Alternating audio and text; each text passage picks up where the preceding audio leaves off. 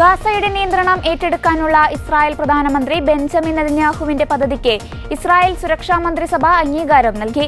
ബന്ദികളുടെ ജീവൻ അപകടത്തിലാക്കുന്നതടക്കമുള്ള സുരക്ഷാ പ്രശ്നങ്ങൾ ചൂണ്ടിക്കാട്ടി ഇസ്രായേൽ പ്രതിരോധ സേന നൽകിയ മുന്നറിയിപ്പ് തള്ളിയാണ് നെതന്യാഹുവിന്റെ നിർദ്ദേശത്തിന് അംഗീകാരം നൽകിയിരിക്കുന്നത്. എന്നാൽ ഇസ്രായേൽ പ്രധാനമന്ത്രിയുടെ ഓഫീസ് പുറത്തിറക്കിയ പ്രസ്താവനയിൽ കീഴടക്കുന്നത് ഗാസ സിറ്റി എന്നാണ് പറഞ്ഞിരിക്കുന്നതെന്ന് ടൈംസ് ഓഫ് ഇസ്രായേൽ റിപ്പോർട്ട് ചെയ്തു. ഗാസ മുഴുവൻ ഏറ്റെടുക്കുമെന്നായിരുന്നു നെതന്യാഹു നേരത്തെ പറഞ്ഞിരുന്നത്. യുദ്ധമേഖലകൾക്ക് പുറത്തുള്ള സാധാരണക്കാർക്ക് ഇസ്രായേൽ മാനുഷിക സഹായം നൽകുമെന്ന് നെതന്യാഹുവിന്റെ ഓഫീസ് പ്രസ്താവനയിൽ പറയുന്നു.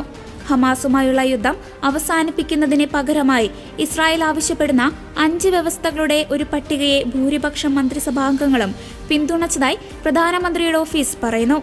അവ താഴെ പറയുന്നവയാണ്: ഹമാസിന്റെ നിരായുധീകരണം, ജീവനോടെയുണ്ടെന്ന് വിശ്വസിക്കപ്പെടുന്ന 20 പേർ ഉൾപ്പെടെ ശേഷിക്കുന്ന 50 ബന്ദികളെയും തിരികെ കൊണ്ടുവരൽ, ഗാസ മുനമ്പിൽ നിന്ന് സൈന്യത്തെ പിൻവലിക്കൽ, ഗാസ മുനമ്പിന്മേൽ ഇസ്രായേലിന്റെ സുരക്ഷാ നിയന്ത്രണം, ഹമാസോ പലസ്തീനിയൻ അതോറിറ്റിയോ അല്ലാത്ത ഒരു ബദൽ ഭരണകൂടം തുടങ്ങിയ ആവശ്യങ്ങളാണ് യുദ്ധം അവസാനിപ്പിക്കുന്നതിനെ ഇസ്രായേൽ മുന്നോട്ട് വയ്ക്കുന്നത്. എന്നാൽ പ്രസ്താവനയിൽ ബദൽ പദ്ധതിയെക്കുറിച്ച് വിശദീകരിക്കുന്നില്ല. ഗാസ മുനമ്പ് പിടിച്ചെടുക്കുന്നത് മാനുഷിക ദുരന്തത്തിലേക്ക് നയിക്കുമെന്നും ബന്ദികളുടെ ജീവൻ അപകടത്തിലാക്കുമെന്നും IDF chief of staff ഇയാൽ Sameer മുന്നറിയിപ്പ് നൽകിയിരുന്നു. ഇതാണ് അധിനിവേശം ഗാസ സിറ്റി എന്നതിലേക്ക് മാത്രമായി ഇസ്രായേൽ തീരുമാനിച്ചതെന്നും സൂചനയുണ്ട്.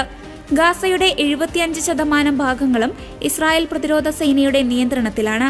അവശേഷിക്കുന്ന 25%-ൽ മധ്യ ഗാസയിലെ നിരവധി അഭയാർത്ഥി ക്യാമ്പുകളും ഗാസ സിറ്റിയും ഉൾപ്പെടുന്നു. അവശേഷിക്കുന്ന ഭാഗങ്ങൾ പൂർണ്ണമായും പിടിച്ചെടുക്കുന്നത് അപകടകരമാണെന്ന മുന്നറിയിപ്പാണ് സൈന്യം നൽകിയിരിക്കുന്നത്. എന്നാൽ സമ്പൂർണ്ണ പിടിച്ചെടുക്കൽ ഘട്ടം ഘട്ടമായിരിക്കുമെന്നതിന്റെ സൂചനയാണ് ആദ്യം ഗാസ സിറ്റി കീഴടക്കാനുള്ള നീക്കത്തിന് പിന്നിൽ. ഏകദേശം 8 ലക്ഷം ആളുകൾ താമസിക്കുന്ന ഗാസ സിറ്റിയിൽ നിന്ന് ഒഴിപ്പിക്കലിനെ സൈനിക നടപടിക്ക് ആവശ്യമായി വന്നേക്കാം. അതേസമയം ഗാസയുടെ സമ്പൂർണ്ണ നിയന്ത്രണം ഇസ്രായേൽ ഏറ്റെടുക്കുമെങ്കിലും അവിടം ഭരിക്കാൻ ഇസ്രായേലിന് ഉദ്ദേശമില്ലെന്ന് ബെഞ്ചമിൻ നെതന്യാഹു കഴിഞ്ഞ ദിവസം വ്യക്തമാക്കിയിരുന്നു. ഹമാസിനെ നശിപ്പിക്കുന്നതിനായി ഗാസ മുനമ്പിന്റെ പൂർണ്ണ നിയന്ത്രണം ഇസ്രായേൽ ഏറ്റെടുക്കുകയും ഒടുവിൽ ഭരണം സൗഹൃദ രാജ്യങ്ങളായ അറബ് രാജ്യങ്ങൾക്ക് കൈമാറുകയും ചെയ്യുമെന്നാണ് പ്രധാനമന്ത്രി ബെഞ്ചമിൻ നെതന്യാഹു വ്യാഴാഴ്ച പറഞ്ഞത്. ഗാസയിൽ സൈനിക നടപടി വിപുലീകരിക്കാനുള്ള ഇസ്രായേൽ ശ്രമത്തെ ഹമാസ് അപലപിച്ചിട്ടുണ്ട്. വ്യക്തി താൽപര്യങ്ങൾക്കു വേണ്ടി നെതന്യാഹു ബന്ദികളെ ബലിയാടാക്കുകയാണെന്നും ആരോപിച്ചു.